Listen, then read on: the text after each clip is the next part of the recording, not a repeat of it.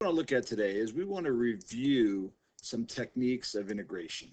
And we're going to look at three types here over the next 3 days. And this kind of goes back to what we were doing before spring break, before we got to our solids of revolution and our formulas and doing things on the calculator.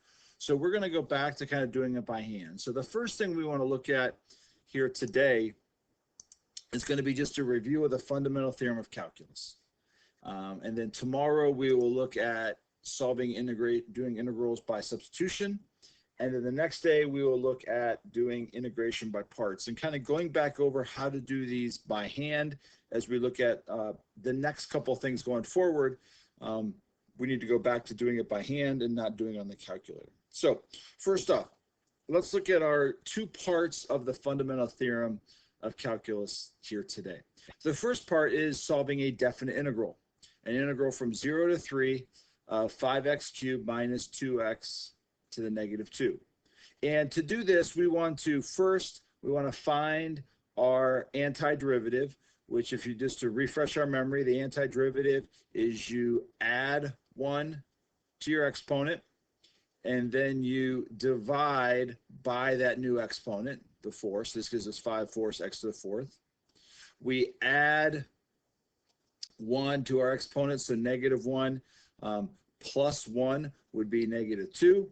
And then we divide by a negative 1, which would just make this a positive. And then because we have limits, we're going to find those limits from 7 to 3. So what we do then is, the way we write this is we plug that 7 in for x. So this is 5/4, the 7/4 plus 2, 7 to the negative 1. And then we subtract from that, plugging in the 3. So 3 to the 4th plus 2, 3 to the negative 1.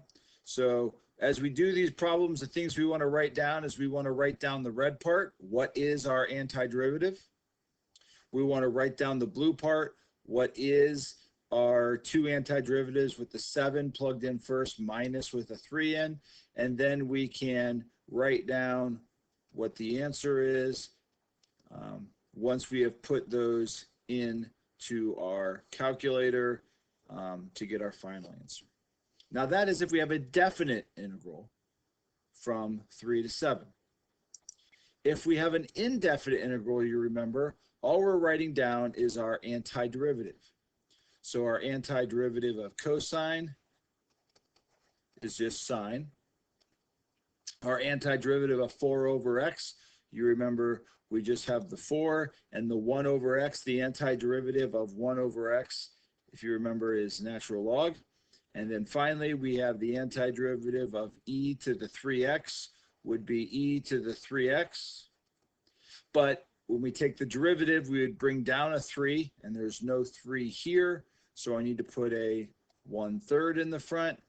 That would then be plus c. Because it is a indefinite integral with no limits, we need to have a plus c. That was the fundamental theorem of calculus part 2. Now let's look at the fundamental theorem part 1. And the fundamental theorem of part 1 was taking the derivative of a function.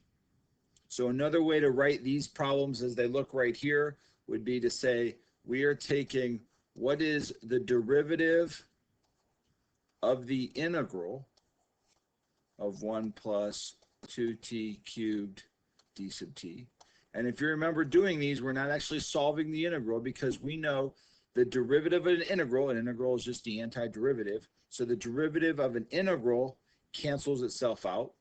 You remember the bottom number here has to be a constant.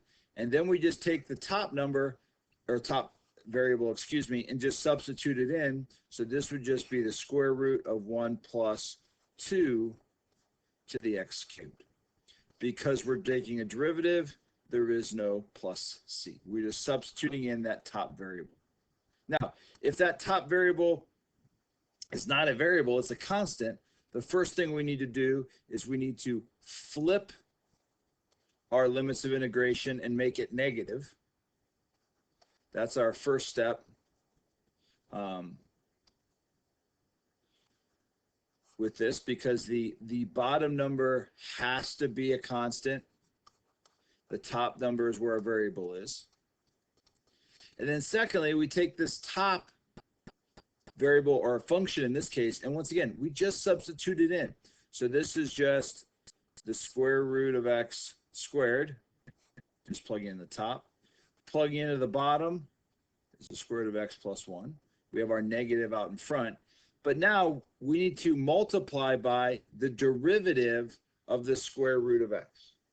So if we come over here to the side and we think, what is the derivative of the square root of x? This is the derivative of x to the 1/2. So that derivative we have to multiply by here would just be 1/2 x to the negative 1/2. And we could simplify that, or we're doing them right now. We'll just leave it like that so we can easily see where everything comes from. So that is part one of our fundamental theorem of calculus. So the first homework for this week is just over the fundamental theorem. Part one, which is taking the derivative of an integral, and part two, which is finding the antiderivative, and then when we have our limits, plugging those limits in to our antiderivative. So you can now do the first homework for the week, which is the review of the fundamental theorem of calculus.